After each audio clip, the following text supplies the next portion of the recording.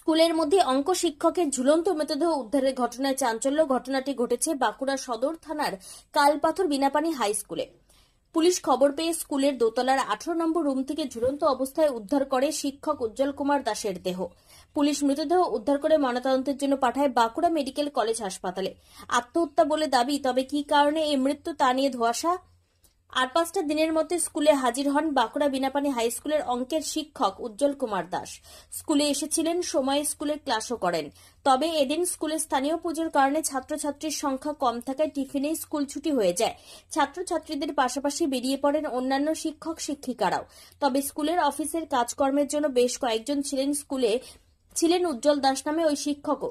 কাজ শেষে সকলেই বেরিয়ে যাওয়ার সময় উজ্জ্বলবাবুর মোটর বাইক নজরে পড়লেও উজ্জ্বলবাবুর খোঁজ না মেলায় খোঁজাখুঁজি শুরু হয়। তারপরে ওপরের একটি রুম থেকে ঝুলন্ত অবস্থায় দেখতে পাওয়া যায় উজ্জ্বলবাবুকে। খবর দেওয়া হয় বাঁকুড়া সদর থানার পুলিশকে। পুলিশ এসে মৃতদেহ উদ্ধার করে ময়নাতদন্তের জন্য পাঠায় বাঁকুড়া মেডিকেল কলেজ হাসপাতালে। প্রাথমিকভাবে অনুমান আত্মহত্যা করেছেন ওই শিক্ষক, তবে কি কারণে এই আত্মহত্যা তা জানা যায়নি। পুলিশ খতিয়ে দেখছে। ব্যুরো রিপোর্ট, সঠিক বার্তা।